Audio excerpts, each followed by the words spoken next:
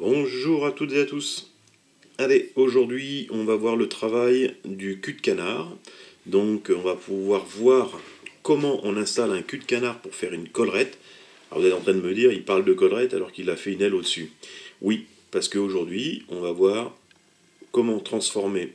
Donc déjà, on va voir en premier lieu, la première partie de vidéo, c'est la collerette à 360, donc une collerette, tout simplement en cul de canard, posée soit en fil fondu ou en dubbing loop. Et en deuxième lieu, donc dans la deuxième partie de la vidéo, c'est là où on verra le dubbing loop, et on verra aussi comment passer de la collerette à 360 en aile de cul de canard. Et tout ça dans le même montage. Voilà, comment on passe de là à là. Allez, bon montage à tous, à tout de suite pour les plans plus proches et les deux parties de vidéo.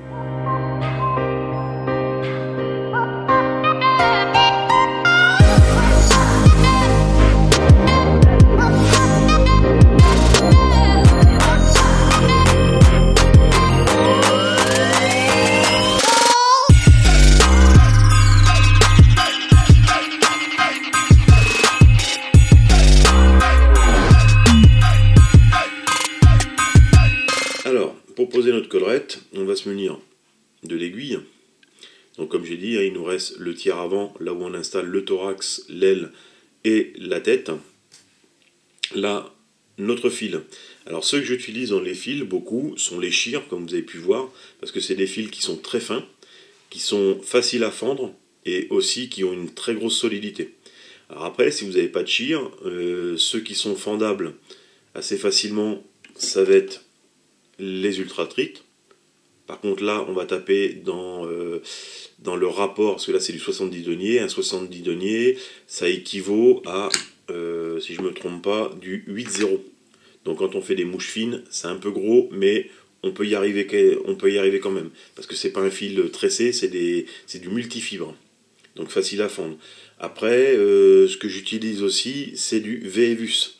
Le VEVUS, je sais que le VEVUS en 10,0 ou 8,0 ou ainsi de suite est fendable aussi. Donc ça, vous pouvez le fendre, il n'y a pas de souci. Après, les autres marques, j'ai pas trop essayé. L'Unitrite, je crois, ça doit être ça. Ouais, l'Unitrite, là, je pense qu'il doit être fendable. Celui-là. Pardon. Je pense que celui-là, il doit être fendable aussi, mais j'ai pas essayé beaucoup avec celui-là, parce que je bosse beaucoup avec le shear. Donc quand vous avez installé votre fil, vous êtes arrivé au niveau de la tête, là vous allez mettre votre doigt ici. Donc là vous allez défaire de la bobine, donc laissez pendre, vous voyez là j'ai défait 15 bons centimètres. Là vous allez mettre votre doigt en suspension derrière votre mouche, et avec votre aiguille, vous allez frotter votre fil, comme ceci. Et vous allez voir que votre fil, en le frottant, il va devenir plat. Il va s'élargir. Et là, vous voyez, je le frotte en passant au-dessus de mon doigt. Et là, mon fil s'élargit. Quand mon fil est bien élargi, à l'épaisseur que je veux, voilà, je viens avec mon aiguille et je pique entre les deux, dans le milieu du plat. Donc là, on recommence plusieurs fois quand ça ne va pas. Ici. Là, j'ai piqué dans le milieu et voilà, ça me divise mon fil, ce qu'on appelle du fil fendu. Voilà, j'ai mon fil qui est divisé en deux. Vous avez vu, j'ai piqué, j'ai écarté, et tout de suite j'ai mis mon doigt entre la fibre. Et là, je ne sais pas si on voit bien, si voilà, on voit bien notre fil qui est fendu en deux. Donc à part égale. Alors après, si on n'est pas sur de la part égale, avec 25 fils d'un côté et 25 fils de l'autre, c'est pas grave. Pas non plus, il n'y a pas mort d'homme.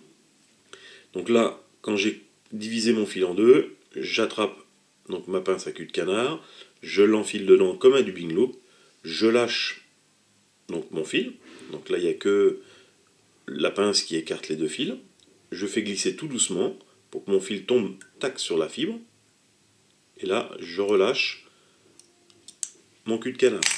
Ici on voit qu'il dépasse, alors on va essayer de vous le tourner, il dépasse vachement de la fibre, donc là on va le repousser à l'intérieur. Alors si d'un côté vous ne pouvez pas le pousser, on le tire. On y va tout doucement, pour éviter que nos fils de canard s'échappent. voyez, là je me suis rapproché un peu plus. Et quand ça c'est fait, on va prendre, donc là on va écarter notre bobine, là je dois avoir au moins 20 bons centimètres, et là je commence à faire tourner mon porte-bobine. Là je le fais tourner, tourner, tourner, tourner, et là je tends mon fil, je attrape mon fil à la base de mon porte-bobine, et avec mes doigts, en pinçant, je remonte jusqu'en haut de mon hameçon. Et petit à petit en faisant ça, en remontant mes doigts jusqu'en haut de l'hameçon, vous allez voir que mon cul de canard va commencer à se torsader, à se vriller, à se twister quoi si vous préférez.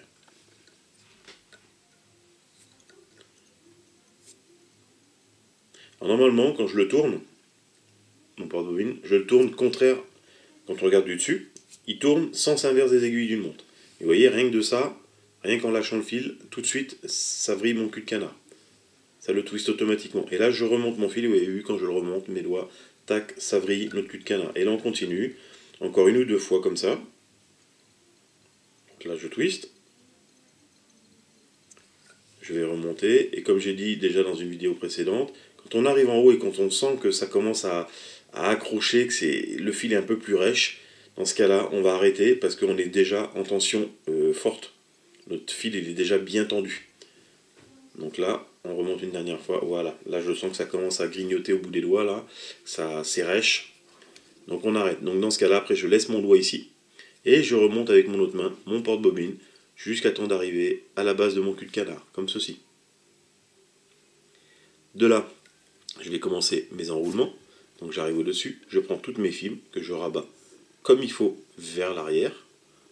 Et là, je commence mes enroulements, aspire jointive, et bien jointive, bien serrée, pour faire une collerette bien compacte et bien uniforme.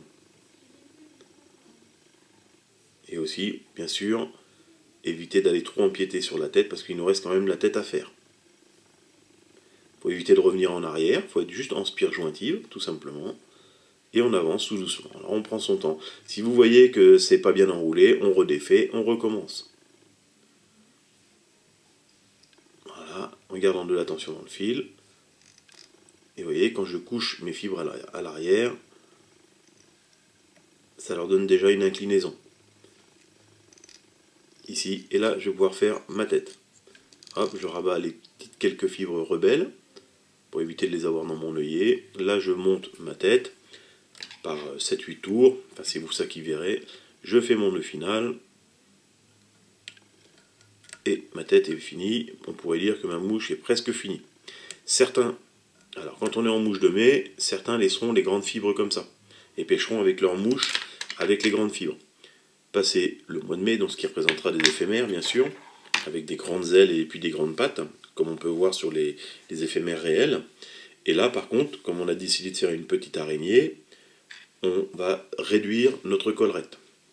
Donc comme notre tête, vous l'avez sécurisée, mis un point de colle et ainsi de suite, à ce moment-là, on prend notre aiguille, donc là je vais prendre le porte-aiguille, et là je vais redresser tranquillement, vous voyez, en faisant le tour, toute ma collerette. De là, je place mes doigts derrière, et je pousse ma collerette vers l'avant, et avec mon autre main, je viens rassembler les fibres, comme ceci. Vous voyez, j'ai poussé d'un côté, je pousse d'un côté, donc ça fait un éventail, et je viens rassembler de l'autre. Et vous voyez, hop, j'ai rassemblé toutes mes fibres. Et maintenant, il va falloir couper la collerette. Et vous allez me dire, mais quelle distance on prend? Alors pour vous donner un repère, quand on a bien rabattu ces fibres, on va prendre d'ici à ici, donc ça va faire à peu près 5 bons millimètres, parce que là je suis sur un hameçon de 14, même ouais, un peu plus que 5 mm, entre 5 et 1 cm, et bien on va mettre la même longueur de corps dans la même longueur de l'aile. Donc là on rabat, on sait que notre aile est aussi grande que ça, donc là je vais mettre mon autre main au bout, je vais prendre mon ciseau, voilà, j'ai fait mon passage de fil, je ne sais pas si vous voyez, donc je recommence, je prends donc toutes mes fibres. Alors au départ, j'ai fait ça, je les ai rassemblées, je tiens mes fibres. Et là, je vais mettre égal de chaque côté, et je place mes autres doigts, donc de la main gauche, ici. Alors pour les gauchers, vous ferez le contraire. Voilà. Quand toutes mes fibres sont rassemblées, je prends mon ciseau, et je coupe. Alors vaut mieux que ça soit plus long, pour recouper après, que trop court. Là je lâche, je remets mes fibres bien droites, et vous voyez déjà, on a une collerette qui est un tout petit peu surdimensionnée, ce qui dépasse beaucoup bout. Il vaut mieux que ça soit comme ça au départ. Alors soit vous pouvez la couper à plat ici, ce que je déconseille parce qu'il faut quand même rester dans une belle collerette de 360 degrés, ou soit on reprend, on remet, et on recoupe quelques millimètres. Mais on y va tout doucement. Et vous allez voir que le peu que je vais couper là, ça suffit, vous voyez, il n'y a pas grand chose en longueur. Hein. Et ça suffit pour avoir une collerette qui soit proportionnée au corps. Et si on regarde bien, la longueur d'ici, vous voyez, mes ciseaux détendus font la longueur de la collerette. Si je reporte cette forme-là, ça fait la longueur de mon corps.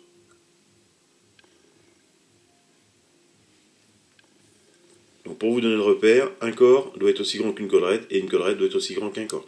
Comme ça vous donne à peu près le repère. Donc voilà pour cette première partie de vidéo, pour comment installer une collerette en cul de canard.